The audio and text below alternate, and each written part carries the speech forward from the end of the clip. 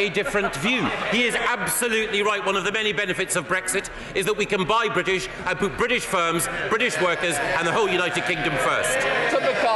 Number 7, please, Mr. Speaker. Minister. Thank you, Mr. Speaker. No previous government has been more committed to our armed forces, and by creating the armed forces, the Office of Veterans Affairs shows this. We are championing veterans in government and will ensure the UK is the best place in the world to be a veteran. Today we are publishing our response to the consultation on the strategy for our veterans.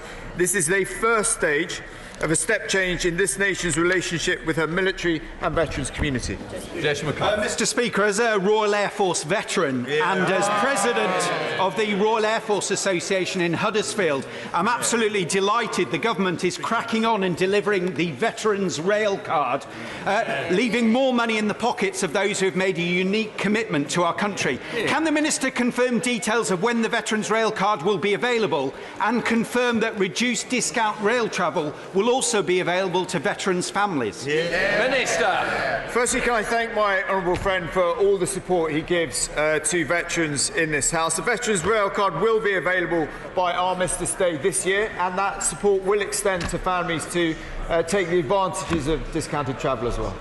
Liz Twist. Question 8, Mr. Speaker. Minister. Thank you, Mr. Speaker. As we set out in our manifesto, the government will ensure we have updated and equal parliamentary boundaries, making sure every vote has equal value. We do continue to monitor closely the current legal proceedings in relation to the Boundary Commission for Northern Ireland's final report. The final reports of the 4 boundary commissions in the 18 boundary review were submitted to the government and laid before Parliament in September 2018, and we will provide further details in due course. Liz Twist. Can the Minister tell us whether the government intends to legislate for the proposals in the previous review, or will they be conducting a new review with new parameters? Very good question. Mr. Speaker, as I gave in my update, we will be bringing forward details in due course, and I can assure her those will follow our manifesto commitment for equal boundaries and equal value of votes. I sincerely hope her party believes in the same thing. Couple questions. Margaret Furry. Question 1, Mr. Speaker. Mr. Speaker, the year 2020 will be one of growth and opportunity for our entire United Kingdom. The year has started positively with the restoration of devolved government in Northern Ireland, and I'd like to pay particular tribute to all the parties involved.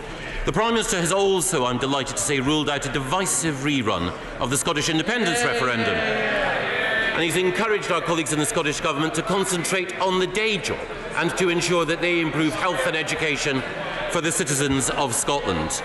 I'm glad that the political division and uncertainty that a referendum would cause have been ruled out, and I look forward to meeting ministers from devolved administrations in Cardiff next week to see how we can work together in the interests of all. Margaret Furry. Can the Minister for the Cabinet Office take the necessary steps to confirm Heather Anderson as the new MEP for Scotland following the election of my honourable friend for Stirling to this House? And can he confirm the UK Government will not allow the voters of Scotland to be underrepresented in their European Parliament when it votes on the withdrawal agreement they have overwhelmingly rejected? Well, the Honourable Lady makes a fair point, and it gives me an opportunity to congratulate the new member for Stirling who served with distinction in the European Parliament, and we will of course do everything we can to ensure appropriate representation for every part of the United Kingdom for the remaining 10 days of our membership. Would my right honourable friend set out for the benefit of the House the work being done across government and coordinated by his department to ensure farming communities like mine in North Devon climb, soar and succeed as a result of Brexit? It was one of the joys of my previous job as Secretary of State for the Environment to visit farmers in North Devon. They produce some of the finest produce in the United Kingdom, and as we leave the European Union, there will be an opportunity for us on a global stage to ensure that Devonian produce reaches all the customers it deserves to. Cat Smith. Thank you, Mr. Speaker. What plans has the government got for bringing the House of Lords into the 21st century? And if, Mr. Speaker, as I suspect the answer is none, can I remind the Chancellor for the Duchy of Lancaster that it was the House of Lancaster which won the Wars of the Roses, and suggest, if they are looking to relocate their lordships, that we have a fine medieval castle in the city of Lancaster that's recently been vacated by the Ministry of Justice. I yield to no one in my admiration for the Duchy of Lancaster, and I recognise that as government decides where agencies, both of government and of Parliament, should go, we should think fondly both of the North West and of Yorkshire and of the North East. But I cannot help saying to the Honourable Lady that when she talks about fratricidal conflict in medieval times, when people are putting each other to the sword, she reminds me of nothing so much as the deputy leadership contest of the Labour Party. Giles Watling. Thank you, Mr. Speaker, and may I say how lovely it is to see you in your place. The government's aim of creating a level economic playing field between the North and the South is laudable and much needed. But can the Minister assure me that in the rush to create this much needed equality, we don't overlook deprived coastal areas in the South, such as some in the Clacton constituency, which have been so often overlooked in the past? Minister Barrett.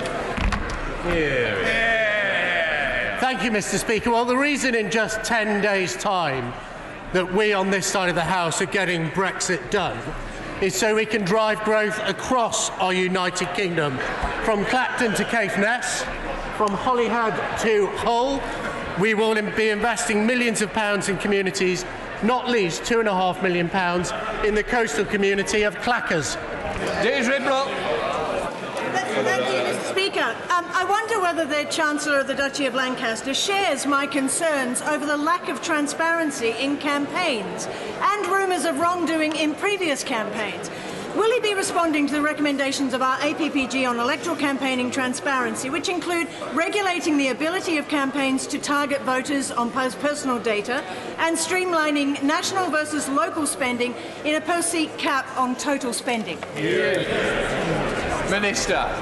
Mr. Speaker, I thank her for that question. I will be taking a look at that report, and I'm happy to talk to her further. Jack Barretton. Thank you, Mr. Speaker.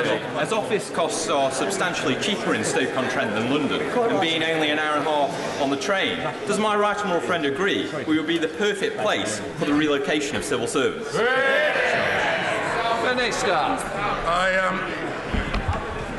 First, can I thank my honourable friend for being such a passionate and effective advocate for the city of Stoke-on-Trent. And I also welcome colleagues from Stoke-on-Trent North and Stoke-on-Trent Central who have joined him on these benches.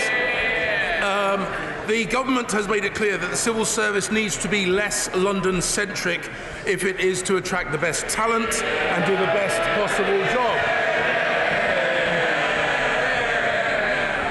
The Cabinet Office has established the Places for Growth programme to drive the necessary planning and preparation within departments to relocate roles, including senior grades, out of London and into the regions in all parts of the United Kingdom.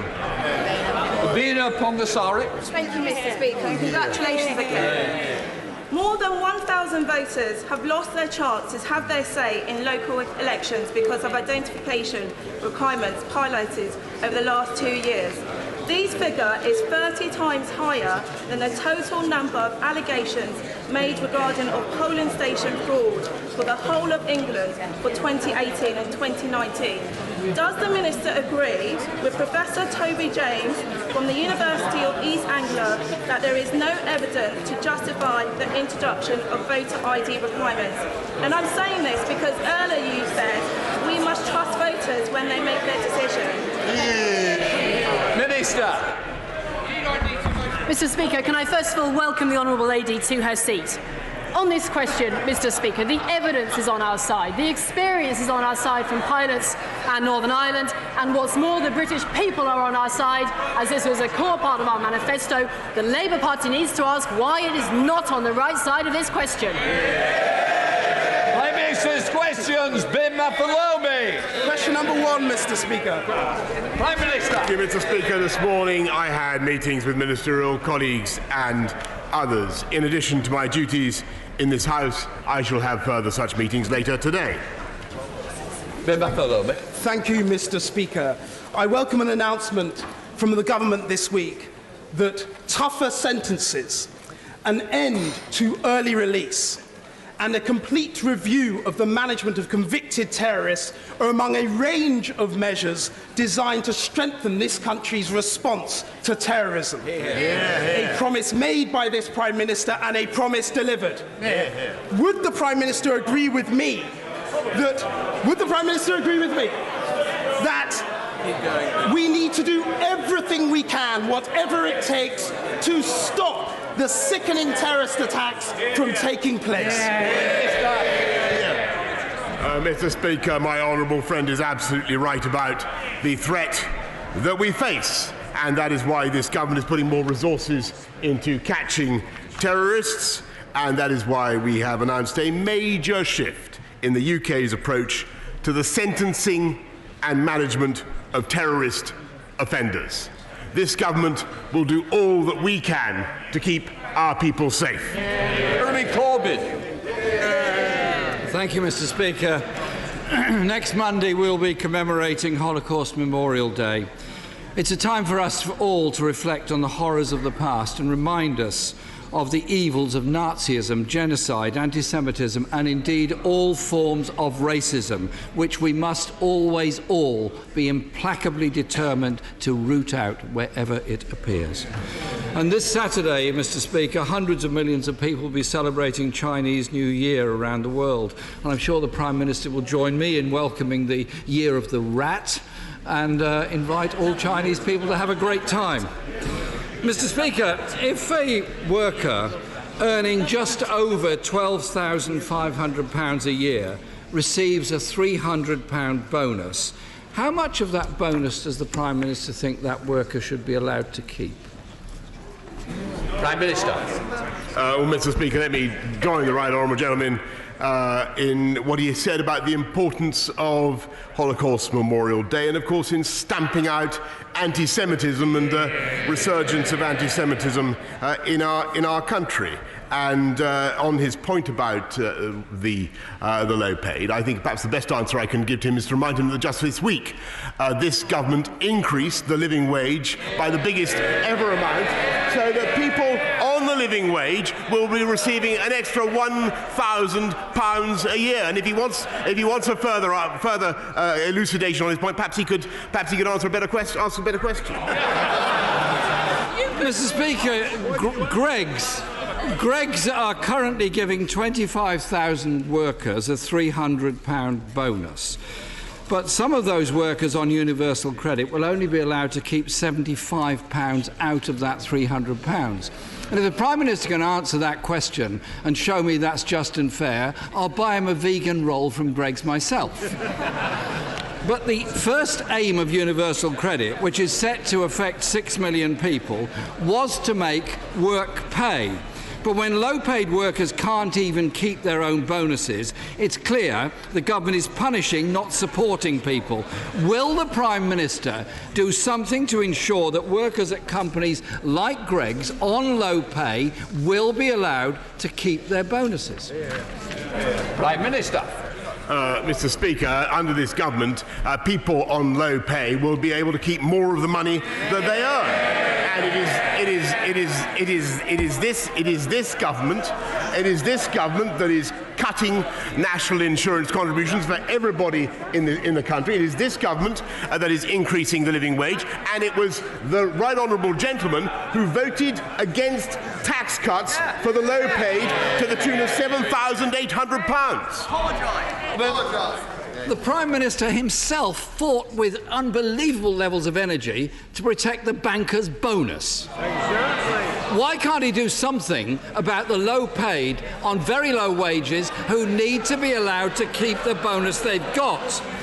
The Resolution Foundation report published yesterday highlighted serious distress caused by the dysfunctional nature of the universal credit system. One claimant says, sometimes you're starving, another said it was horrendous, and another said, it's very hard for me because I'm not very good at computers.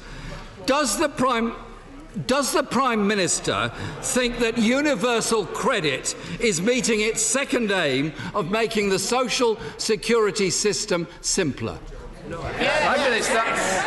Yes, indeed, Mr. Speaker. We are making the social security system simpler because we have massively reduced unemployment. And I can tell him on his specific point about Greggs. As far as I understand the situation, Greggs is producing record figures, £7 million extra. One person, I believe, has complained about the bonus system that he remarks upon, but it is in the context of unparalleled growth in employment. 359,000 more jobs in this country this year than last year, and the IMF now confirming that the UK economy will grow faster than the rest of the Eurozone. When is he going to stop talking Britain down and start recognising the extraordinary achievements of the UK economy?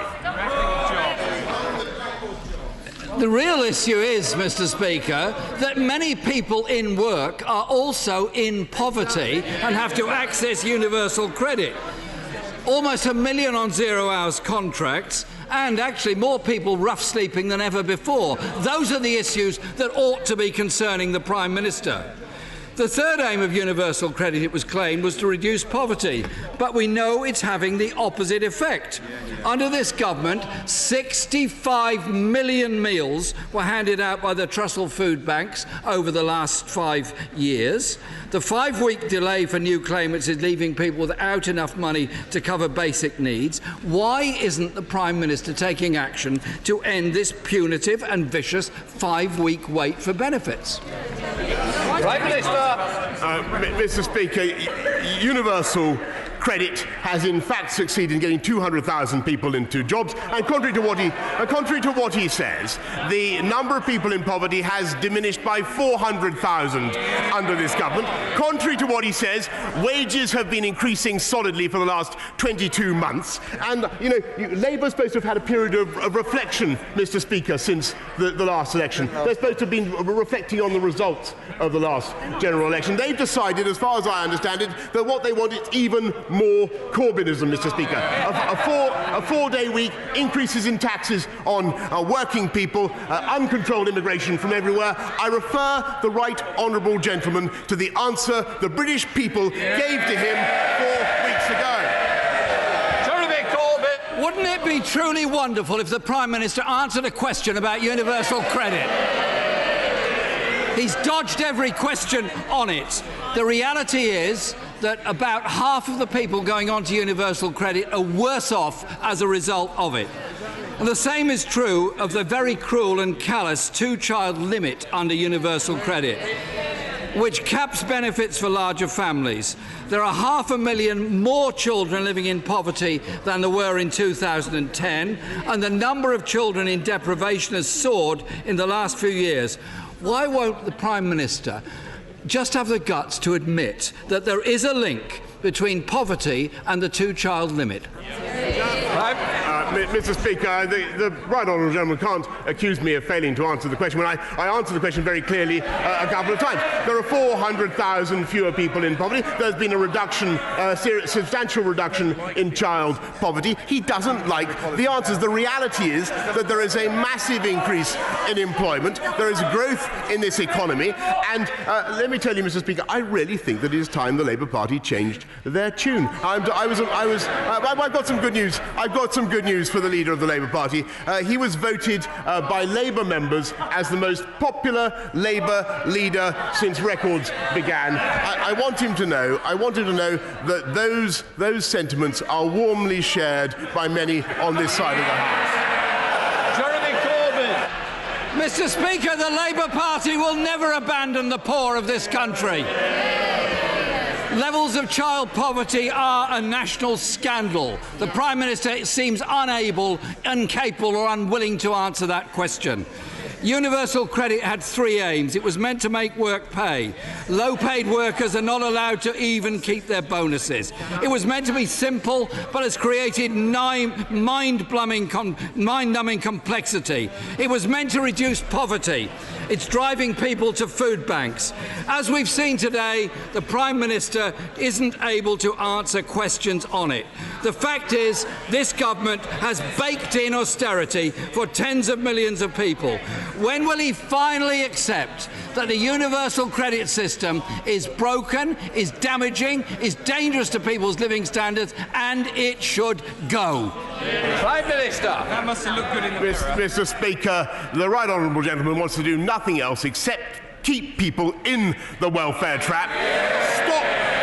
Stop helping people out of welfare and into work, and I think actually he should pay tribute to all the people who by their hard work have found fantastic jobs over the last year, and he should pay tribute to the growth in employment in the UK economy. And quite frankly, Mr. Speaker, it is this government that is getting on with delivering on the priorities of the British people. 40 new hospitals, 50,000 more nurses, 20,000 more police officers, Mr. Speaker, and all the Labour Party is still split from top to toe, Mr. Speaker, about whether to stay in the EU or to remain run by the EU. They still can't make up their mind. He still can't make up his mind. We deliver on the people's priorities.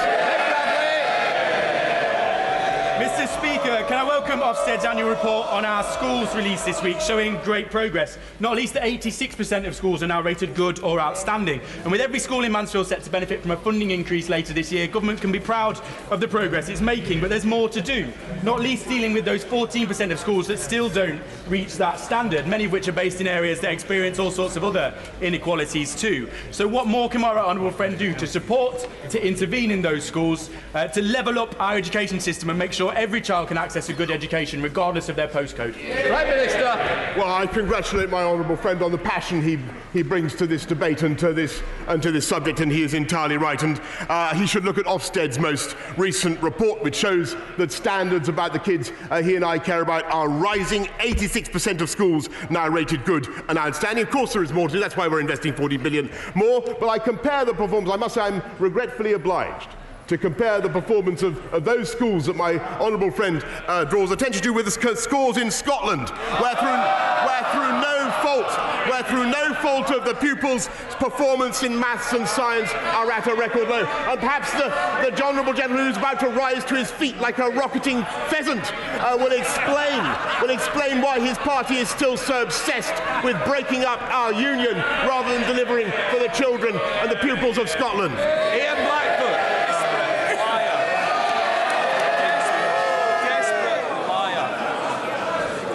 Desperate liar. Thank you, Mr. Speaker. Can I associate myself with the remarks that were made for Holocaust Memorial Day next Monday? We should always stand up against anti-Semitism and any form of racism. Mr. Speaker, last night the Lords voted to reinstate the Sewell Convention, that the devolved governments must give consent to legislation that affects them. Devolution is under attack from this Tory government. Powers are being grabbed back to Westminster. There is no respect for the people of Scotland, for Wales and Northern Ireland, their governments or their decisions. Yesterday, the Welsh Assembly became the third devolved Parliament to refuse consent for the Tory Brexit bill. Absolutely. Why is the UK government ignoring the principle of consent for our national government? Mr. Speaker, the right honourable knows full well that it is no part or implication of the Sewell Convention to break up the oldest and most successful political union in the world. Mr. Speaker, that the Prime Minister ignores the Smith Commission, that recognises it's up to the people of Scotland to determine their future. Mr. Speaker, the Prime Minister just doesn't get it. This is an unprecedented attack. Scotland said no, and we meant it. Not only does the Prime Minister not have a legislative mandate for his bill, he doesn't. As the benches opposite Bray, it's clear that this place simply doesn't accept the reality that the Scottish Parliament speaks for the people of Scotland. The devolution settlement must be respected. Prime Minister, all three devolved parliaments and even the House of Lords have called on you to end your government's attack on devolution.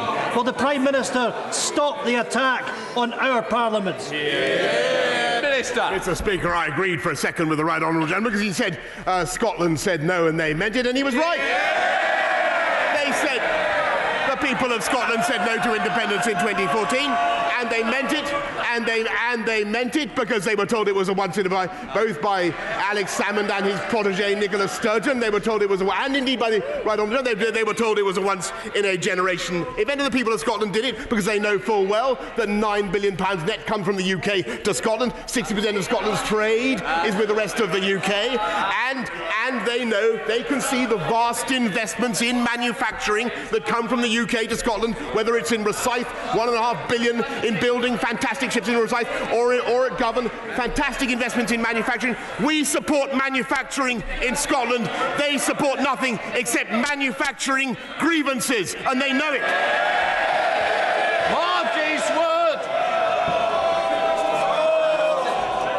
After being inundated with complaints from the people of Dewsbury and Mirfield, would the Prime Minister agree with me that the Northern Rail Service is no longer fit for purpose? Prime Minister. Mr. Speaker, I can confirm with my honourable friend that we have indeed started a process that could indeed either result in stripping Northern Rail of its franchise, or issuing them with a very different form of contract. Thank you, Mr. Speaker. Both myself and indeed the Northern Powerhouse Minister are concerned that power cables over the Tyne are a real barrier to businesses securing work for large renewable energy structures.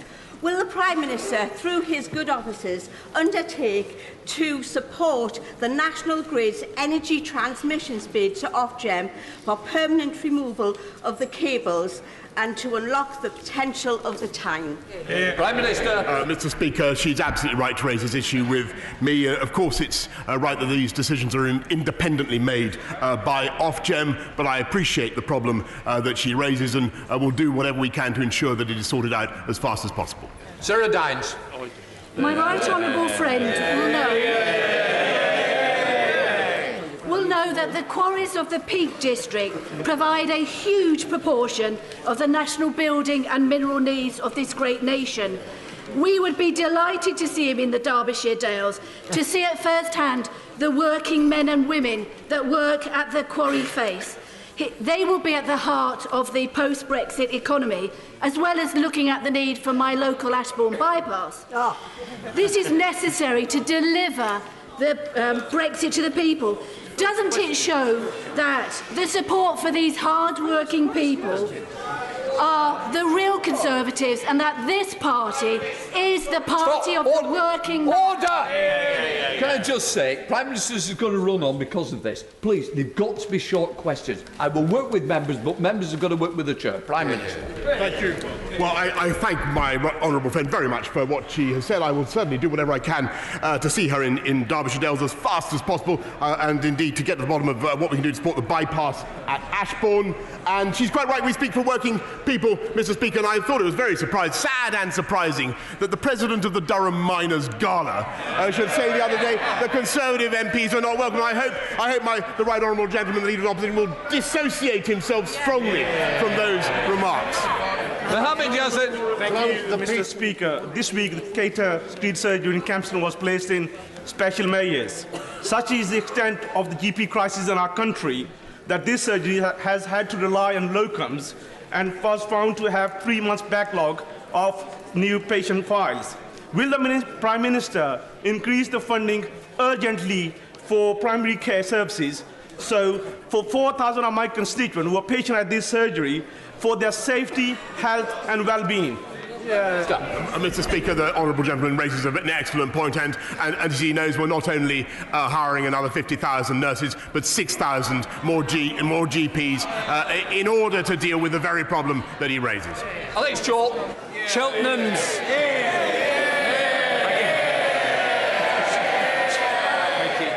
Scotland's renewable design company supplies low-carbon heating systems like ground-source heat pumps. Does my right honourable friend agree with me that we need a successor to the non-domestic renewable heat incentive so that this rollout can accelerate, and we can send a message in this year of COP26 that global Britain will be a force for a greener planet?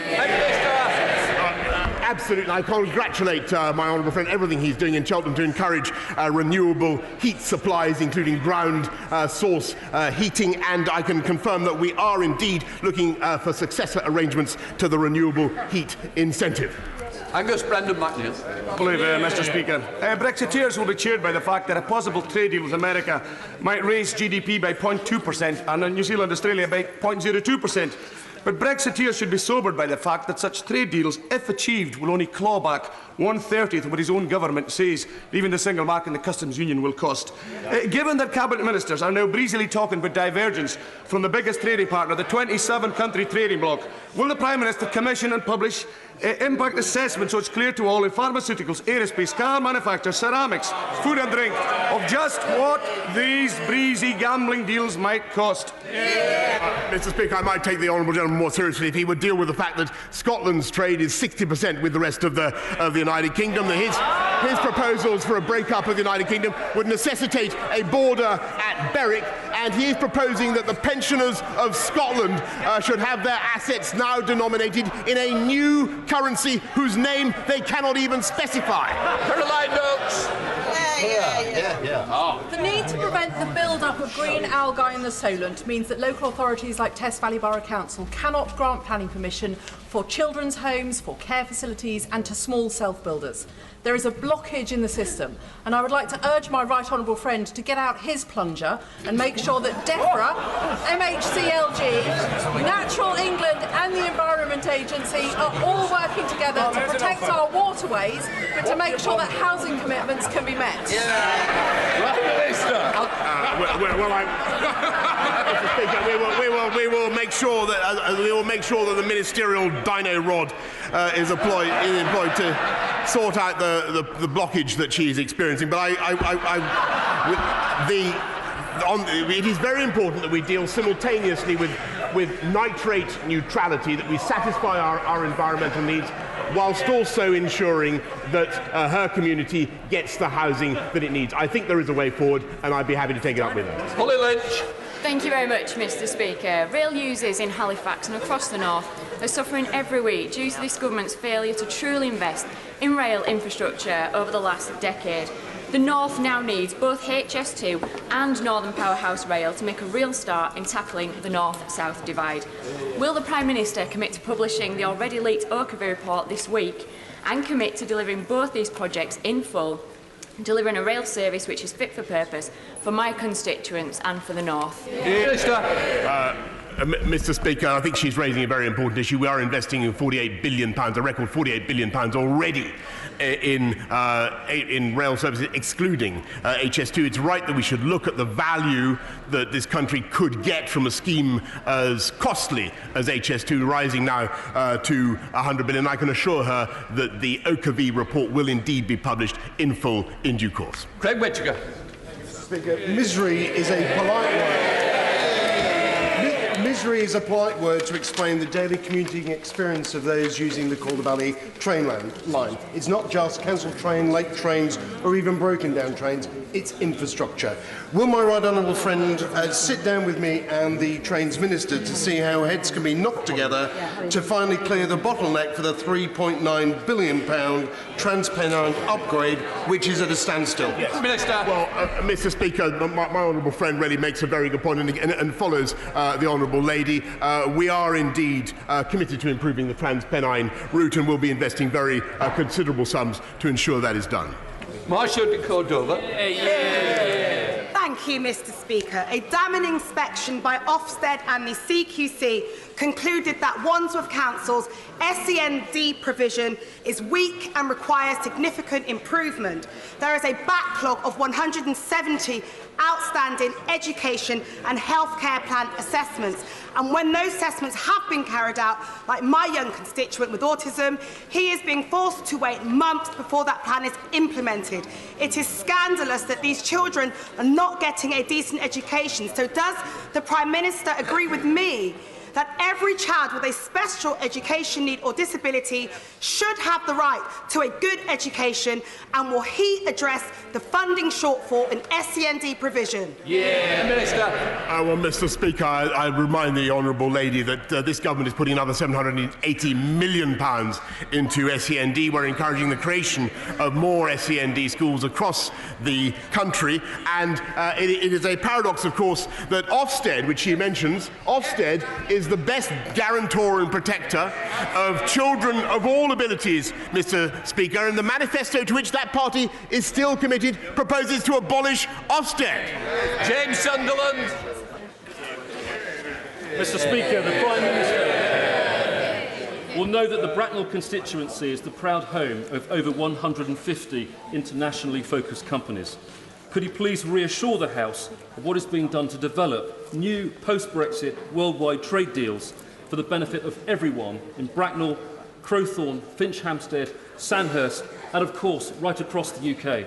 Prime Minister. Mr. Speaker, from the 31st of this month we will begin the process of negotiating FTAs, free trade agreements, not just with the EU but with friends and partners around the world, so that Bracknell is at the epicentre of global free trade. Diana Johnson. Thank you, Mr. Speaker. The Prime Minister has said he wants to be known as a Brexity Hezza. So on that basis, will the Prime Minister commit to the sustained support for the Humber Docklands that Michael Heseltine gave to the London Docklands to transform them from the 1980s onwards? Prime Minister. She raises a very important point, Mr. Speaker, and that is amongst the schemes that we are certainly looking at, and as you know, Mr. Speaker, we are looking also at the potential for free ports around the country which can deliver a great deal of benefit to coastal communities. Julian Knight.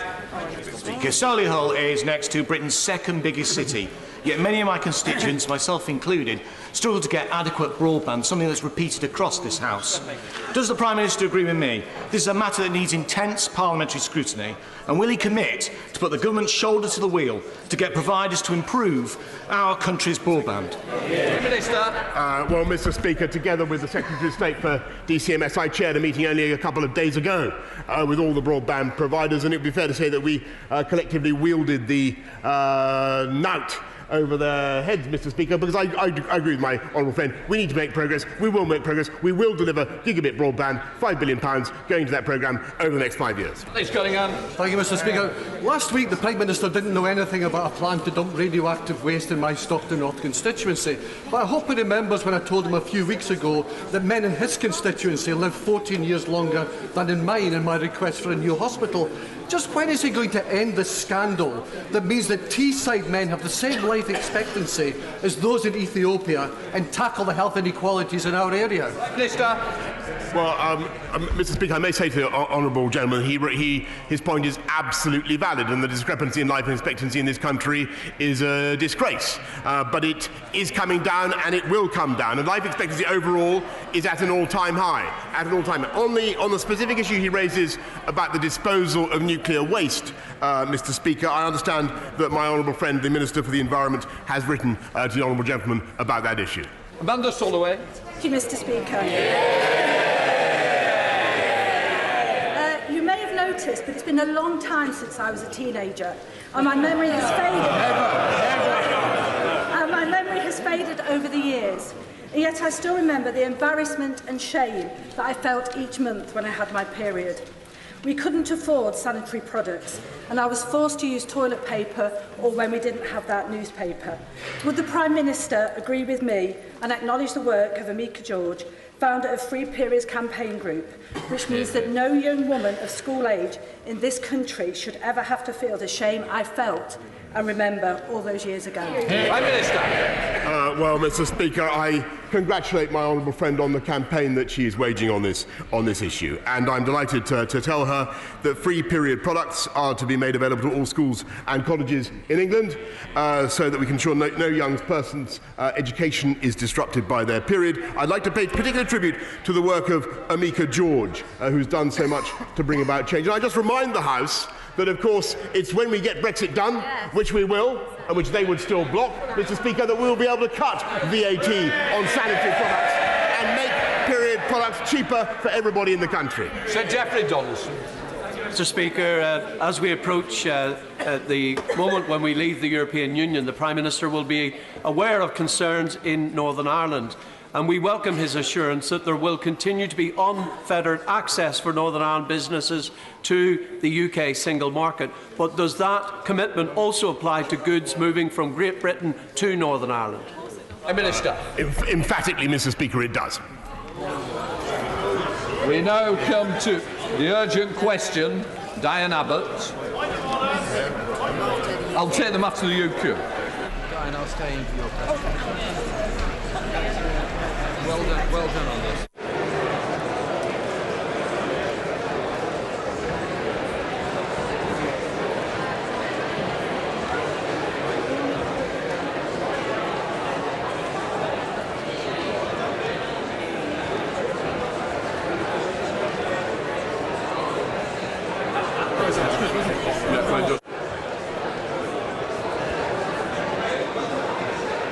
Can members leave quickly and quietly, please? I want to get the UQ underway. Can we all sit down? Diane Abbott. To ask the Secretary of State for the Home Department to make a statement on the Home Office's oversight of the police in their operation of the PREVENT programme. Yes, that's good. Minister. Mr. Speaker, counter-terrorism policing in this country is operationally independent. Now, this is an important principle. The operational independence of our police from government is integral to our democracy. The Home Office does, however, carry oversight of the police on behalf of the Home Secretary, and we are clear that the right to peaceful protest is a cornerstone of our just society and an indispensable channel of political and social expression. Counter-terrorism Police South East have, for example, stated categorically that they do not classify Extinction Rebellion as an extremist organisation, and that the inclusion of Extinction Rebellion in their guidance to frontline officers was an error of judgment. The police have recalled the guidance and are reviewing it. And I want to reiterate that Extinction Rebellion is in no way considered an extremist group under the 2015 definition of extremism, and the Home Secretary has been clear on this point. The police have also made clear that they regret any offence caused by the inclusion of the Ukrainian Trizub symbol in their internal educational document. That document was produced to help frontline officers and staff recognise and understand the wide range of signs and symbols they may come across whilst on duty. As the police have said, it explicitly states that many of the symbols are not of counter-terrorism interest. Unfortunately, far-right groups